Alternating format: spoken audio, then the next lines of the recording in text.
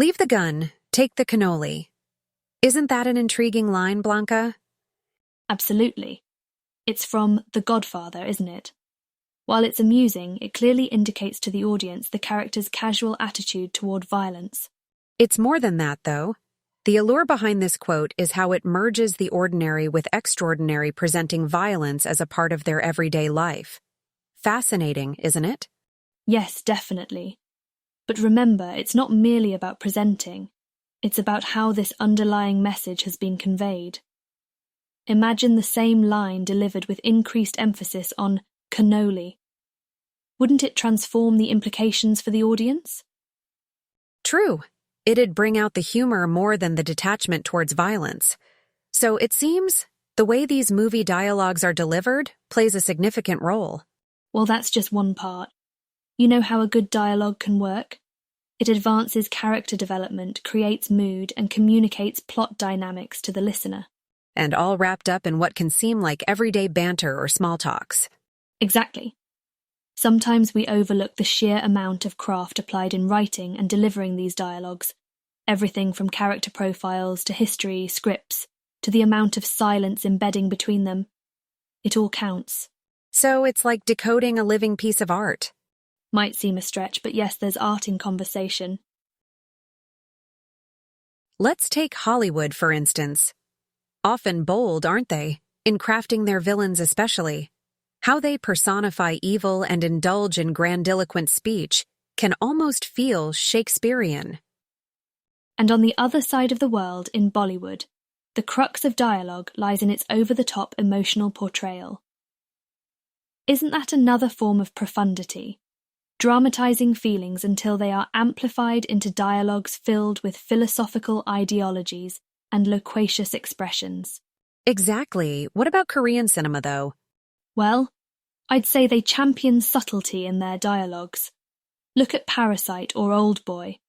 They pack such a punch without resorting to over-sentimentality or villain grandstanding. Loaded silences play an equal part in depicting the character's intent and state. I can see what you're saying. And Korean cinema certainly knows how to toy with emotions using just dialogues and background score. But what confounds me? Don't they also indulge in lighthearted banter and friendly spars in their romantically inclined movies? Well, yes. Remember, drama, in essence, is the lifeline of Korean films. Even the comedic exchanges carry a certain depth, revealing character dynamics, emotional progression, or sometimes just presenting a stark contrast to the heavy plotline. Interesting point about contrast there, Blanca.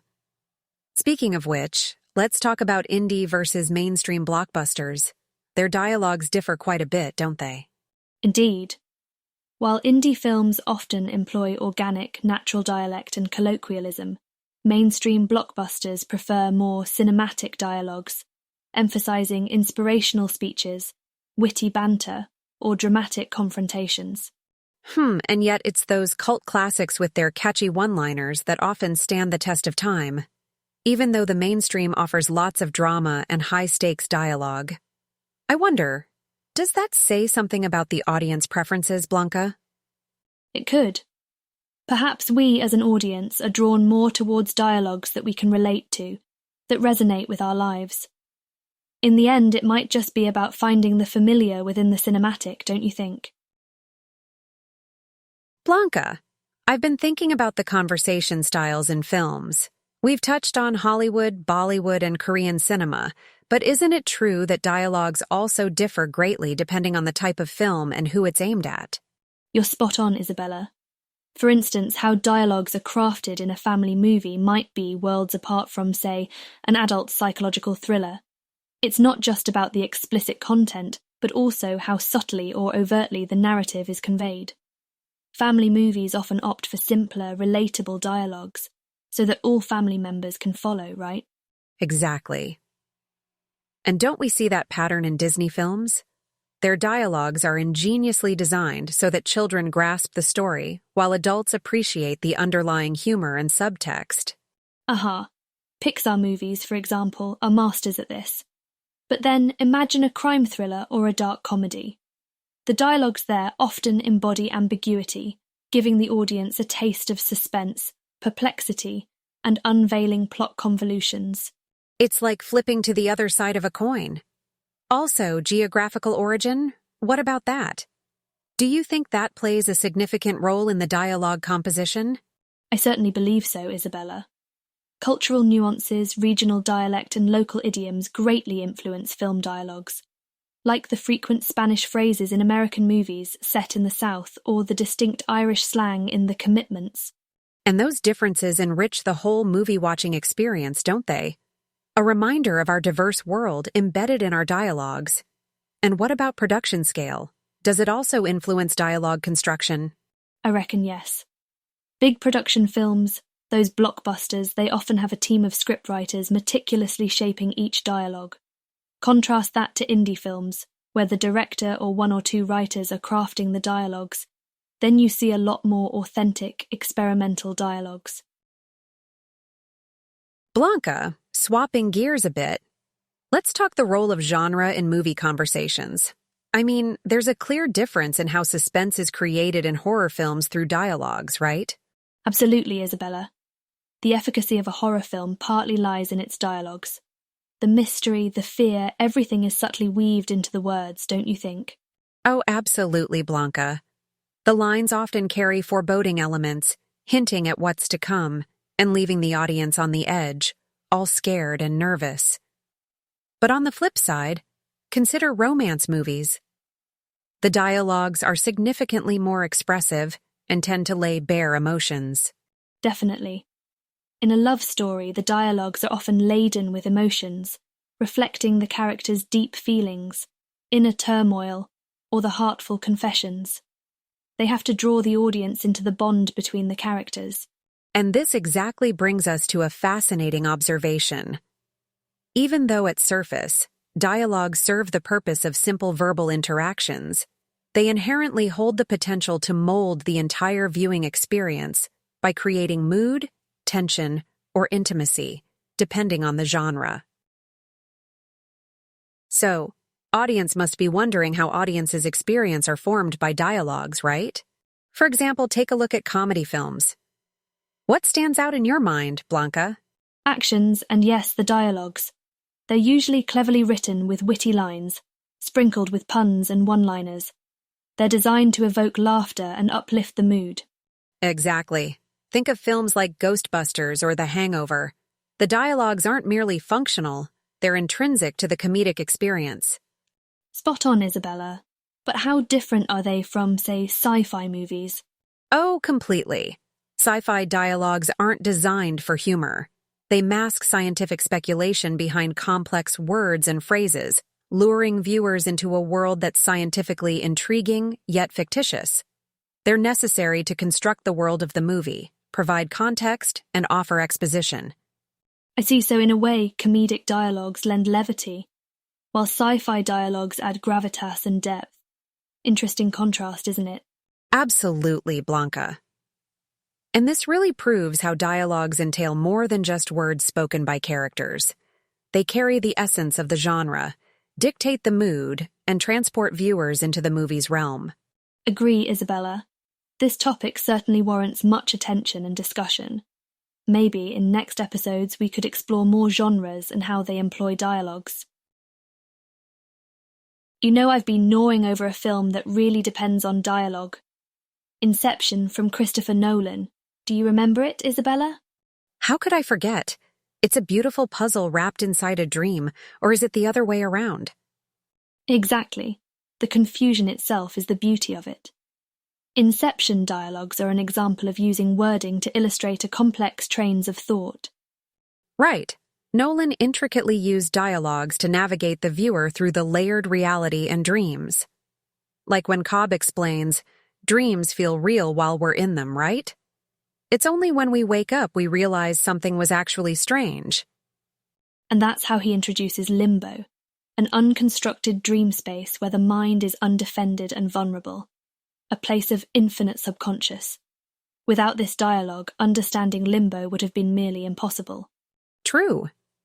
The dialogue helped to orient viewers within the labyrinthine design of the plot. As a single line in the script, it explains the dangers the characters need to face. It's not just about pushing the plot forward. It's Nolan's way of making us comprehend the vastness and the vagueness of dreams versus reality, which is the crux of the film.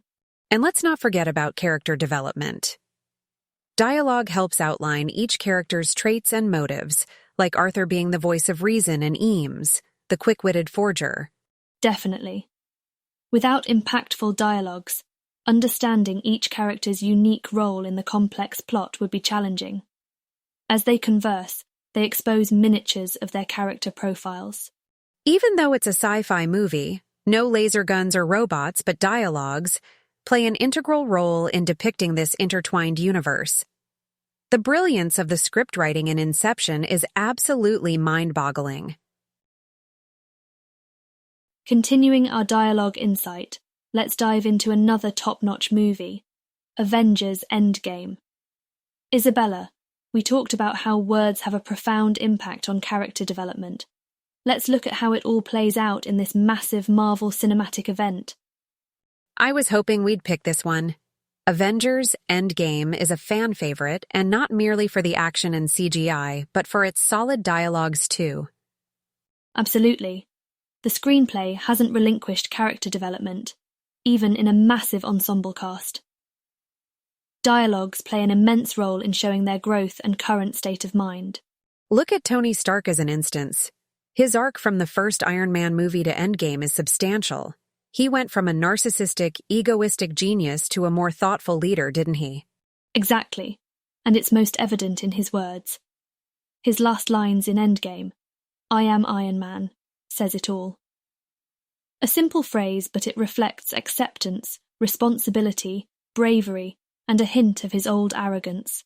Right. And then there's Thor, dealing with guilt and grief.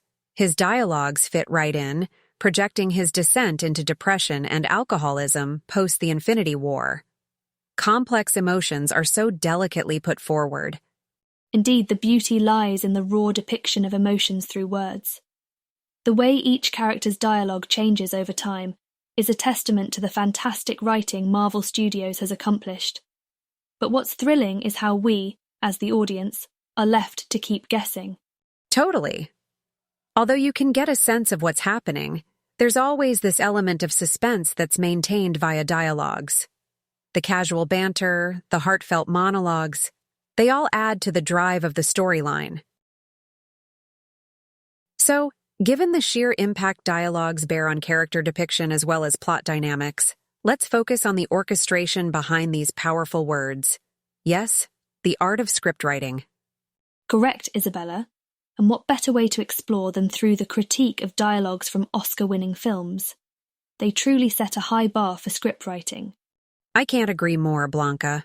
For instance, No Country for Old Men bagged the Oscar for the Best Adapted Screenplay. The dialogues were sparse but heavy with meaning, giving us an insight into the cold, unsettling world the movie portrayed. I remember the chilling phrase, "Call it friendo," a seemingly mundane dialogue but encapsulating the relentless, disturbing undertone of the film. That one felt like a punch in the gut, didn't it? The eeriness of an ordinary conversation carrying such heavy implications was a tangible demonstration that sparse dialogues don't necessarily mean sparse meanings. Yes, definitely, and let's look at the other side of the spectrum. Remember when we watched The Social Network? It's classic Aaron Sorkin, isn't it? Fast-paced, loaded dialogue zipping back and forth. They are intense, they are complex. They might feel overwhelming, but trust me, they are not unnecessarily convoluted. Every dialogue contributes to setting the scene, introducing characters, their fears, desires, insecurities. So true, Isabella. Dialogues rapidly exchanged in that movie were like clues threading us through the narrative. The dialogues paint a timely portrait of internet-age upheaval. We lived on farms, then we lived in cities, and now we're going to live on the internet.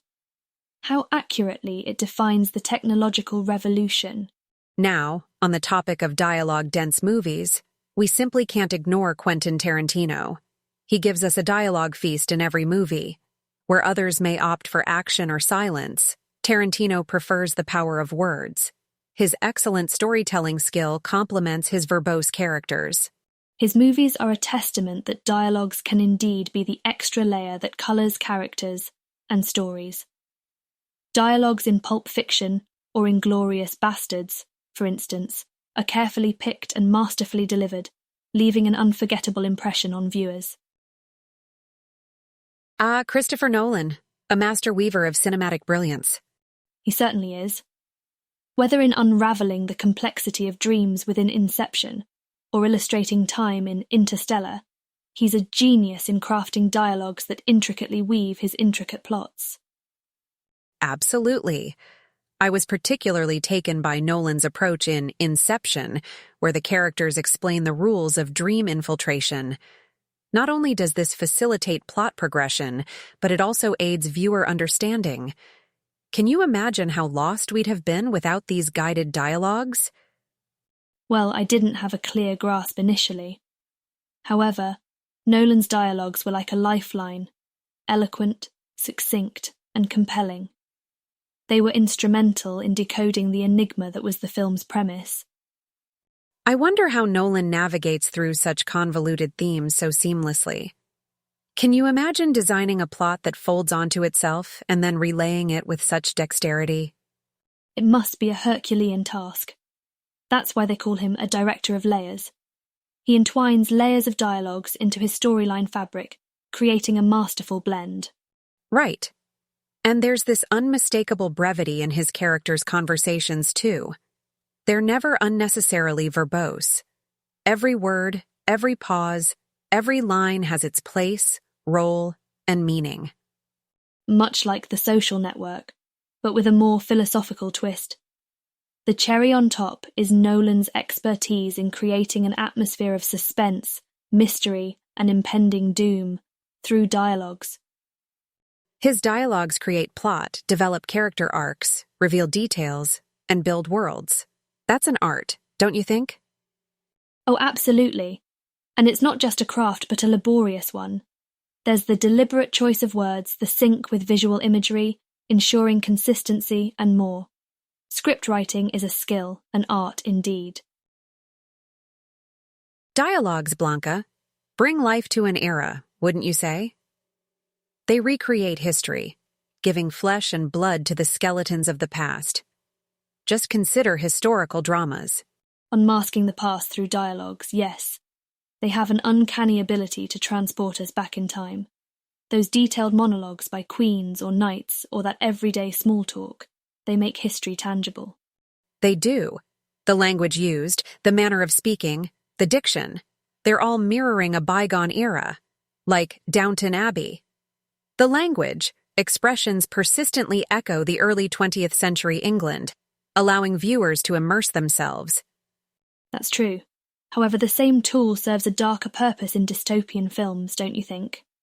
The dialogues subtly plant the seeds of a bleak, grimmer future. Oh, like The Hunger Games.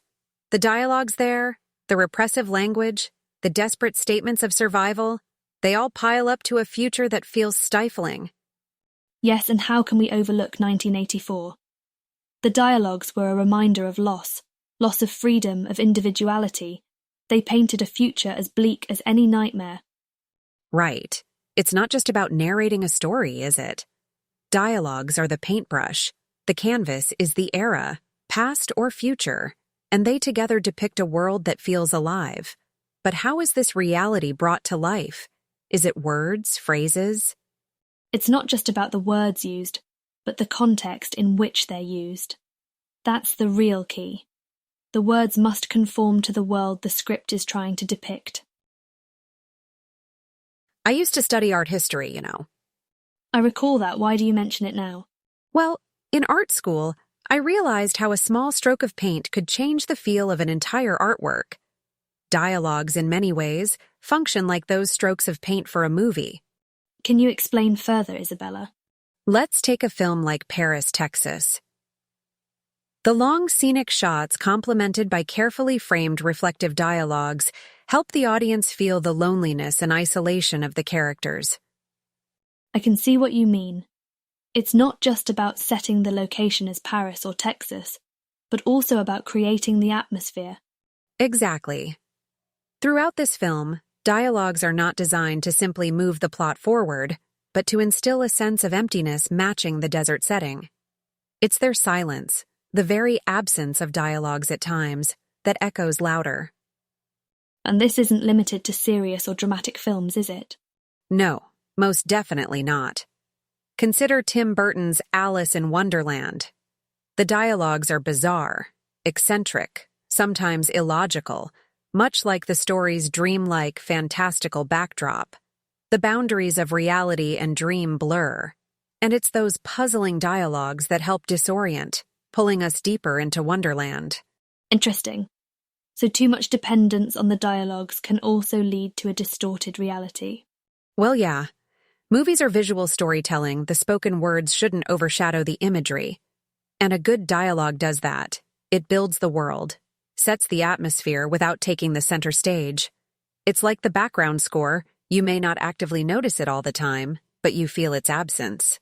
Oh, I see. It's really about balancing the dialogues with the rest of the elements. Not an easy job for scriptwriters.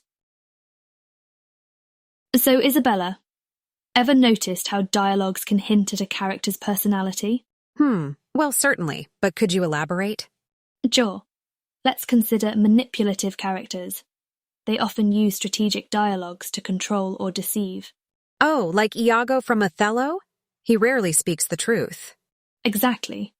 His eloquent, persuasive speech deceives others, revealing his manipulative nature.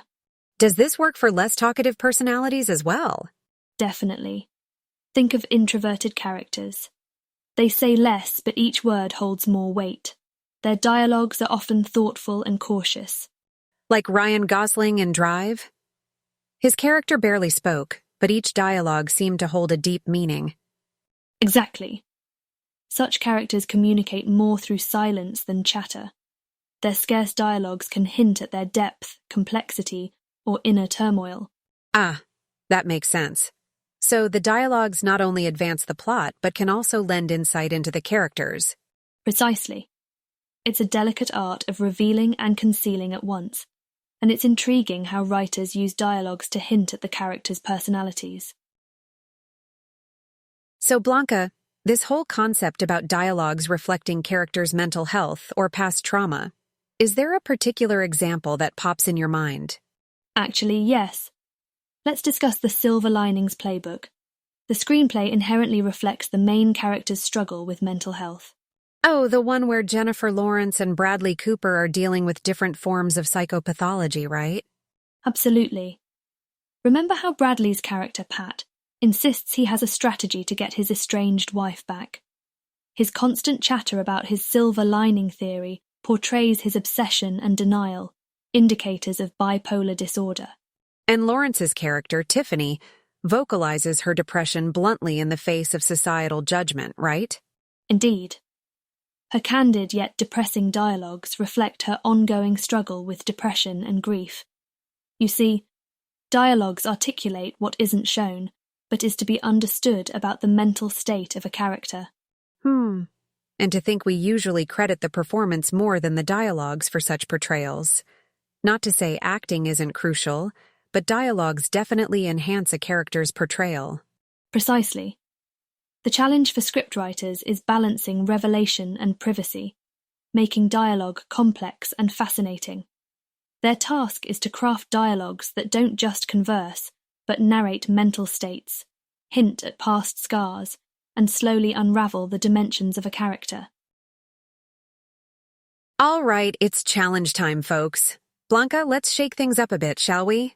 Definitely. Today we have an observation challenge where you, dear listeners, become the dialogue analysts. Picture this, a poignant monologue from any movie that's deeply resonated with you. We've all had those moments where a character delivers a moving speech that just leaves us in awe, right? Absolutely, it could be anything.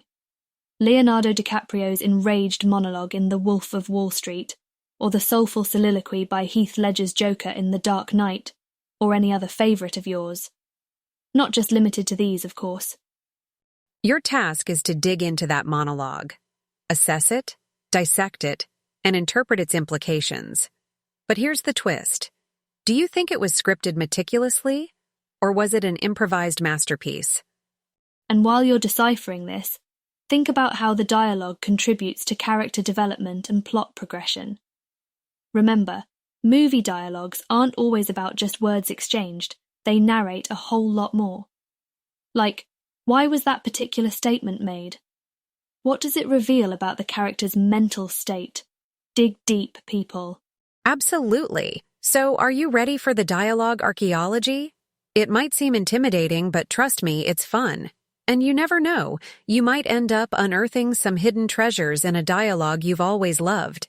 It's not just about finding the right answer, folks. Rather, it's an invite to savor the complexity and depth of the linguistic art. So, let's kick this off and dive deep into the world of movie monologues. And remember, it's not a verdict on your movie knowledge or analytical skills. It's about embracing the power of dialogues, discovering their profound impact, and experimenting with the art of interpretation.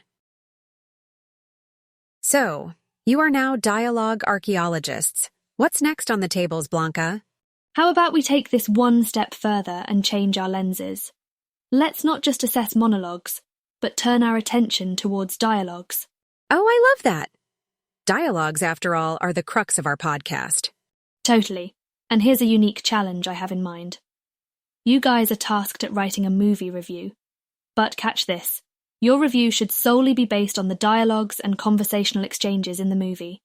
No reference to the plot, characters, or the cinematography. Just pure dialogue analysis. That's brilliant. Dialogues are like the unsung heroes. This challenge really puts dialogues into the spotlight. Exactly. Consider how dialogues reveal not just the immediate plot, but also the cultural context, or how dialogues influence the mood without any reliance on visual cues. Your review might just give us a new way of experiencing movies. Imagine reviewing The Shawshank Redemption with just dialogues, or dissecting 12 Angry Men just based on verbal exchanges. Yes, and don't forget the dialogue profusion in Inception. Deciphering that movie solely based on dialogues will be a linguist's paradise. Or the contrasting styles found across genres. This will be quite an undertaking, but equally enlightening. I can't wait to see how our listeners reinterpret their favorite movies through a dialogue-dominated perspective. Remember, this isn't about who's got it right or wrong. The beauty of dialogues is that their interpretations can vary. It's all about the journey into linguistic artistry. So, gear yourself up and dive headfirst into dialogue dissection.